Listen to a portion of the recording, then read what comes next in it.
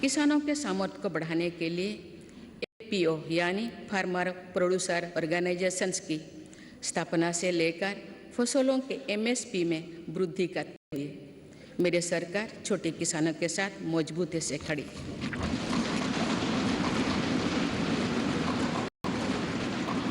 माननीय सदस्यगण, मेरी सरकार ने अनुसूचित जाति, जनजाति और अन्य पिछड़ा वर्ग की आकांक्षा को जगाया है। ये वही वर्ग है जो विकास के लाभ से सबसे अधिक वंचित था। अब जब मूल सुविधाएं इस वर्ग तक पहुंच रही है तो ये लोग नए सपने देखने में सक्षम हो पाए।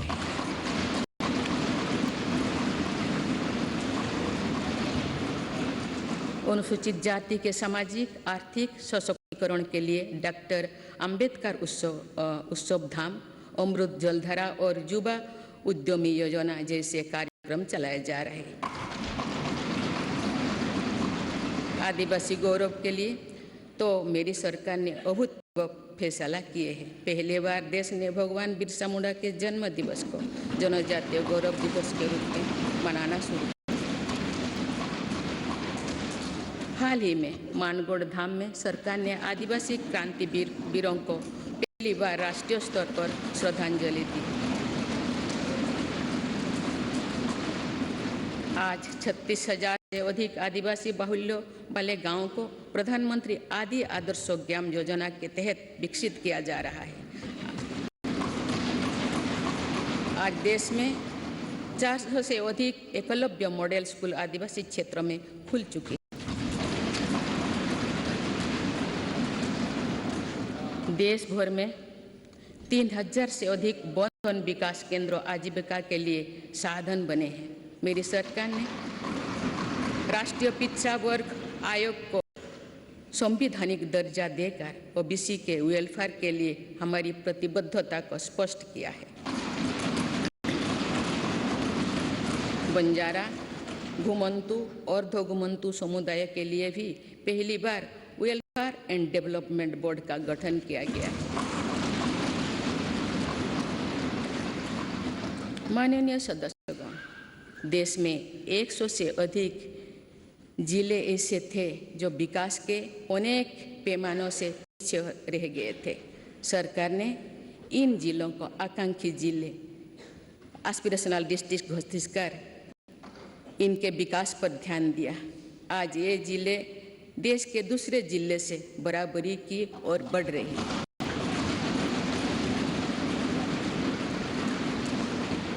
आकांक्षी जिले को सफलता को अब मेरी सरकार ब्लॉक स्तर पर दोहराने के लिए काम कर रही है और इसके लिए देश में 500 ब्लॉक्स को एस्पिरेशनल ब्लॉक के रूप में विकसित करने का कार्य शुरू किया गया है। ये आकांक्षी ब्लॉक सामाजिक न्याय की एक संस्थागत व्यवस्था के तौर पर विकसित किया जा रहा है। देश के जनजातीय क्षेत्रों, पहाड़ी क्षेत्रों, समुद्री क्षेत्रों और समावेशी क्षेत्रों को भी बीते दशकों में विकास का सीमित लाभ ही मिल पाया था।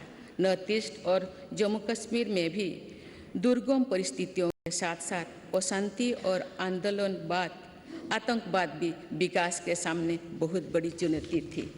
मेरी सरकार ने स्थायी शांति के लिए भी अनेक सफल कदम उठाए हैं और भौगोलिक चुनौतियों को भी चुनौती दी। इसी के परिणाम है कि नॉर्थ ईस्ट और हमारे सीमावर्ती क्षेत्र विकास की एक नई नीति गति का अनुभव कर रहे हैं। सीमावर्ती गांव तक बेहतर सुविधाएं पहुंचाने के लिए मेरी सरकार ने वाइब्रेंट विलेजेस प्रोग्राम पर काम शुरू किया।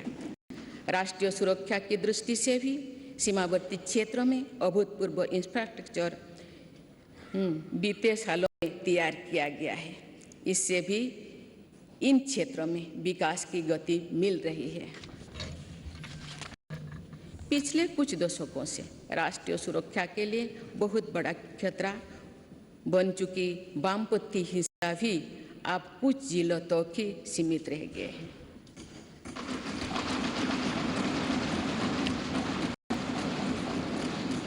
माननीय सदस्यगण, मेरी सरकार की एक बहुत बड़ी उपलब्धि महिला सशक्तिकरण की रही है।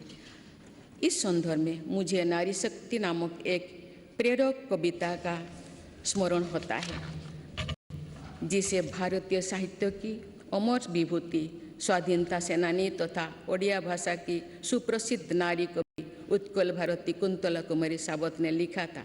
आज से लगभग 100 वर्ष पहले उन्होंने ये उद्घोष किया था, वसुंधरा तले भारत रमणी नुहे हीन नुहे दिन अमर कीर्ति कोटि जुगे केबे जगत नुहे बोली।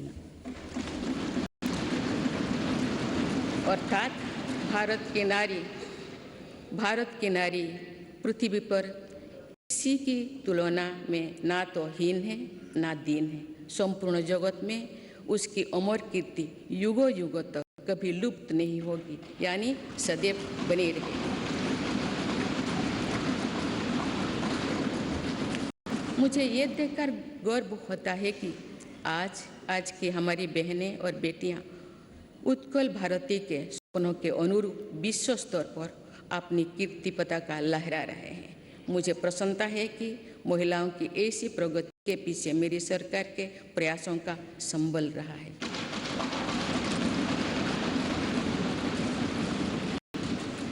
मेरी सरकार द्वारा जितने भी कल्याणकारी योजनाएं शुरू की गई है, उनके केंद्रों में महिलाओं का जीवन आसान बनाना, महिलाओं को रोजगार स्वरोजगार के नए अवसर देना और महिला सशक्तिकरण रहा है। महिला उत्थान में जहां पुराना धारणाओं और पुरानी मान्यताओं को तोड़ना भी पड़ा, उससे भी सरकार पीछे नहीं हटी है। बेटी बचाओ बेटी पढ़ाओ अभियान की सफलता आज हम देख रहे हैं। सरकार के प्रयासों से समाज में जो चेतना आई, उससे बेटियों की संख्या में निरंतर वृद्धि हो रही है।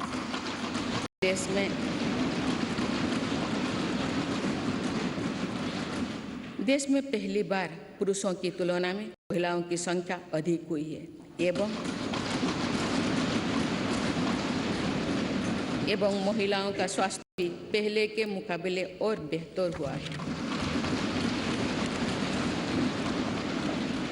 प्रधानमंत्री सुरक्षित मातृत्व अभियान हो या फिर प्रधानमंत्री मातृ वंदना योजना, इनमें माँ और बच्चे दोनों की जीवन को बचाने में हम सफल रहे हैं। आयुष्मान भारत योजना की भी लगभग 50% लाभार्थी महिलाओं ही है।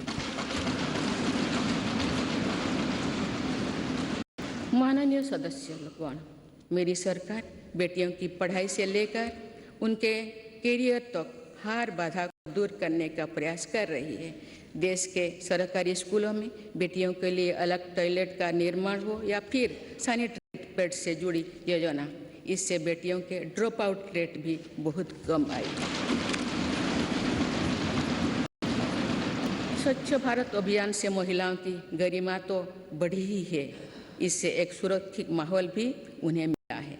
सुकन्या सुजला समृद्धि योजना से देश भर की करोड़ों बेटियां के बेहतर भविष्य के लिए पहली बार सेविंग अकाउंट खुली है।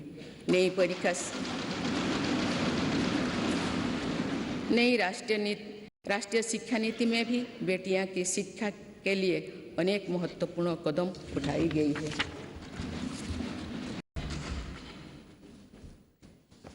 मेरी सरकार ने यह भी सुनिश्चित किया है कि किसी भी कार्य क्षेत्र में महिलाओं के लिए कोई बंदिश ना हो। इसीलिए माइनिंग से लेकर सेना में अग्रिम मोर्चे तक हर सेक्टर में महिलाओं की भर्ती को खोल दिया गया है। सैनिक स्कूलों से लेकर मिलिट्री ट्रेनिंग स्कूलों तक में अब हमारी बेटियां पढ़ाई और ट्रेनिंग कर रही है।